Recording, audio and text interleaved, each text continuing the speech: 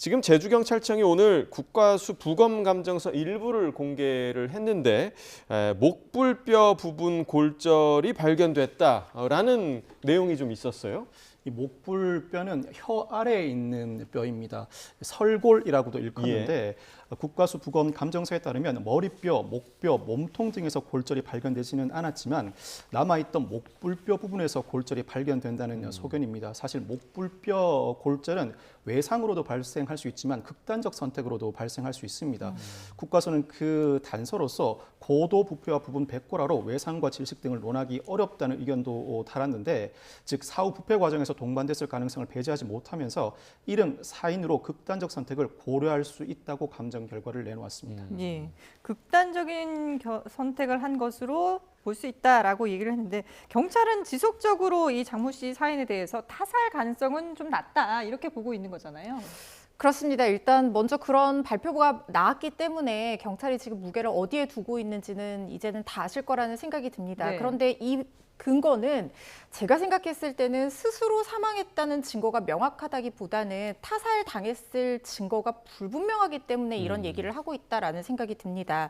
우선 경찰이 범죄 피해의 가능성, 그러니까 타살 가능성을 낮다고 판단하는 근거들은 일단 장 씨 소유의 끈이 현장에서 발견이 됐다라고 하고요. 주변의 어떤 상황을 봤을 때 공격이나 저항 흔적이 없고, 그리고 외출 당시에 입고 있었던 옷이나 소지품, 특히 금품 같은 것들이 현장에 그대로 남아 있었다라는 점을 들고 있는 상황이다라는 생각이 듭니다. 네.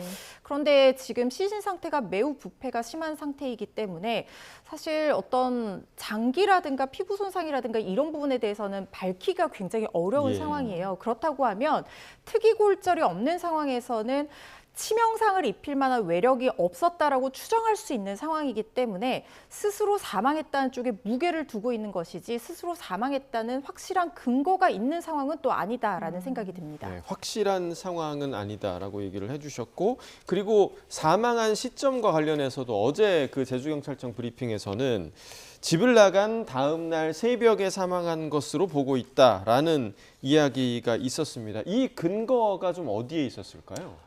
장 씨가 외출한 이후에 특별히 기지국 위치를 벗어나서 이동한 정황이 없고 휴대전화를 사용한 기록이 없다는 근거를 들었습니다.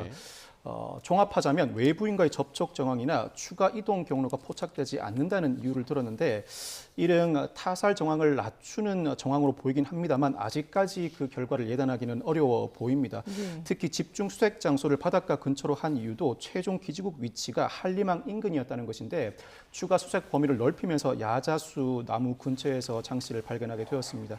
뒤늦게 시신이 발견되면서 부검에도 일정한 한계가 노출되고 있는데, 뼈 손상이나 남은 조직과 물질 화학 검사, 유전자, 나아가서 제3자의 DNA 정도는 검출될 수 있지만 조직의 세밀한 손상이나 미세한 멍이나 압박 흔적, 나아가서 일부 독성 물질, 사망 직전의 신체 상태를 명확하게 규명할 수 없는 한계가 있다 보니 어떠한 결론을 내놓더라도 추가 의문사항이 제기되면서 유족을 설득하는 데는 역부족인 상황으로 보입니다. 예, 말씀하신 것처럼 지금 뭐 경찰이 브리핑을 통해서 계속 설명은 하고 있지만 유족들뿐만 아니라 많은 그 국민들도 의문을 가지고 있는 그런 상황인데, 그런데 지금 부경장이 허위로 이 사건을 종결한 두 건의 실종자들이 이제 모두 시신으로 발견된 상황이고요. 그리고 그 외에도 많은 실종 사건들을 담당했는데, 허위로 종결한 지 한 달여 지난 그 시점에 표창을 받았다라고 하더라고요. 근데 그 표창을 받은 이유도 실종자들에 대해서 뭐 대처를 잘했다 이런 부분이더라고요. 그렇습니다. 이미 장 씨에 대한 사건을 사실상 암장한 그 시점부터 불과 며칠 지나지 않은 한 40여일 지난 시점이라고나 할까요? 그 즈음에 실종 치매 노인을 발견했다는 유공을 인정받아서 경찰청장 표창을 받은 이력이 확인이 된 상황입니다. 뿐만 아니라 지난해 9월에는 자살 기도자를 신속 발견했다는 점으로 유공을 또 인정받아서 표창을 받은 이력도 있고요.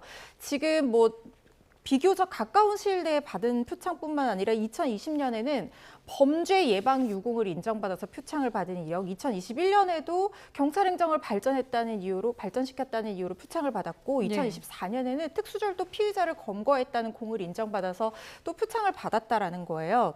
그런데 사실 이 사람이 실제로 업무를 처리하면서 사건을 암장한 것이 지금 확인된 것만 한 2건 정도 강력한 의심이 들고 있는 건이 있고 아직까지 연락이 되지 않아서 암장 의심이 굉장히 또 새롭게 올라오고 있는 사건도 한 3건 정도 지금 되고 있는 상황이지 않습니까? 네. 그렇다고 하면 이 사람의 유공은 객관적인 표면적인 것으로 봤을 때는 공적이라고 그때 당시에는 여겨졌겠지만 실제로는 실체 관계를 하나도 파악하지 못한 상태에서 외부적으로 있었던 부분에 대해서만 표창을 받은 것이 아니냐 하고 의심해 볼 수가 있는 부분입니다. 그러니까 상훈이 부풀려졌을 가능성이 있다라는 거죠.